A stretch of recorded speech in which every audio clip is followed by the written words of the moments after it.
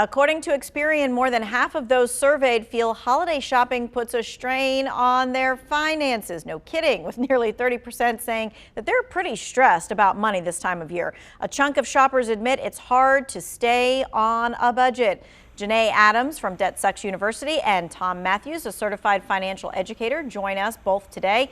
They are here to help you navigate the holiday spending and the saving and to make sure that you stay out of debt as much as possible. So what we want you to do is text our experts your questions because you're going to be able to get your answers right here in real time. So you text us 379-5775 and ask your question. All right, so Tom, let's start with you. You say, leave behind your emotions. Well, you know, when it comes to Christmas time, people are very passionate about that, you know, and you love your family. And of course, everybody loves their family. But that doesn't mean you have to go and wreck your budget or wreck your finances over it. But so many people do every year. And we just recommend that you kind of check your emotions at the door and spend what you think makes sense and what you could maybe reasonably think about paying off within 30 days or so and not wreck your finances just for a few minutes of fun. All right, and that is, of course, for the holiday shopping. Janae, we were just talking to you earlier this week on another newscast about not wrecking your budget when it comes to just grocery shopping, and you said stick to the list. 4 words, stick to the list. Definitely, and that comes into play with holiday shopping as well. Make you a list for whatever family members you want to shop for. Get one thing for them on that list, and then because you have that list, you actually are going to be able to find deals that way because you're actually focused on one thing. So if you're looking for an Echo Show, then you go find the deals on the Echo Show, whether that's on Amazon.com, Walmart, Target, and get that gift. It's actually going to save you money by having a list. All right, and also possibly putting a certain amount of money for each gift. So Tom, you say really kind of estimate what you want to spend for each person and really don't go over that because $5 here and $10 here can get you in trouble. Well, just like when you lay out your financial plan for your future, you know, you decide how much you can put aside each month for retirement, let's say. And so you need to do something very similar to that when it comes to Christmas and spending for any occasion, because once you identify that number and you stick within it, well, that makes the whole project go within the range where it doesn't wreck your finances, as we said. So it's very important. All right, so just like Santa, you got to make a list, you got to check it twice, and you got to put an allotment down there. Okay, now let's get to this because it is an emotional thing. We're going to talk about being honest. So this is like when we have that conversation, sometimes with ourselves, sometimes with family members, sometimes with extended family members about what's happening this year and who's buying and who's not buying. So Janae, kind of start us off with that. Yeah, definitely. And I know a lot of times this comes really down to parents and children. That's usually the hardest to do. We can say no to, you know, aunts and uncles and cousins, but when it comes to children, parents find it a lot harder to be able to let them know, you know, this has been a tough, not year, probably 2 years now. And we're really trying to get back on our feet. And although this Christmas, you know, son or daughter is going to be a little bit less than you're used to, it won't be like that always. And we're going to be able to pick it back up. But let's just be thankful that we're here and thankful as a family.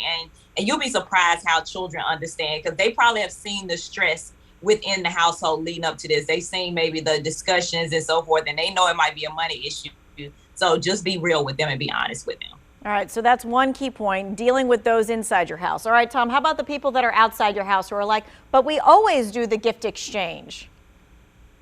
Right. And you know, often, as Janae just said, people have a sense of kind of where things are for you, if they know you're between jobs or not, and kind of how things been going for you. So it helps when you have the conversation and just be straight with them and let them know that, you know, it's been a tough year or two. And so we're going to be conservative this year, but doesn't mean I don't love you. I love you just as much, if not more. And we're going to have a great Christmas together because the spirit of this is for us to all be together, not just the value of the gifts I give you. Okay. All right. So there's not one way to attack every single problem, which is why we've got 2 experts here today so they can both weigh in. We do have a question that says, I've spent my max on my credit card for the holidays, but cannot pay it all off at once. So what's the best plan to pay it off? So Janae, kind of give us your thoughts on that. Yeah, so definitely if you're feeling like you're not going to be able to pay it all off at once, then that means you have a basic cash flow issue that can be solved. So let's try to find some extra money. So this time, let's take, the next couple of days to sit down, look at your spending plan or your budget and see what you can cut out and cut back. If you can cut back, one of these streaming services that may be $20 a month, cut that back and put that $20 towards that bill. Anything that you can find in your budget to cut back and get some extra money can be thrown on top of that credit card payment, especially since you might not have enough money coming in to pay it off. All right, start looking now what you can cut before the bill is due. All right, Tom, what other thoughts do you have for this person on what's a good way to kind of tackle this to pay it off? Well, I think also you need to be exploring ways of making some more money. If maybe you can do something part-time or spare time or some time to add to the mix, and often it doesn't take a lot, just a little bit would help you to pay that off quicker or to make things go smoother in your household. All right, so this is an interesting question. This person says, what should I be charging on my credit card? It's kind of become a crutch for me. So there's like several different schools of thought. You do want to build up credit, but you want to be able to pay it off. So Janae, what is maybe a good option for them of what they should be charging? And so I am a different person. I don't have and so forth. So, I would say don't charge anything because like she's saying, it's becoming a crutch. So I would say to, because you're feeling like it is a crutch, maybe trying to save money to be able to have an emergency fund, because then you won't be dependent on that card. Most people, if they do, charge things, it's things that they can pay back quickly. So some gas, maybe, whatever it may be, if you're worried about having a certain credit score. But, for me, I don't charge anything, but I'll say don't let it be a crutch. Get you an emergency fund so you don't feel like that. Mm-hmm. Tom, do you have anything to add before we go to break?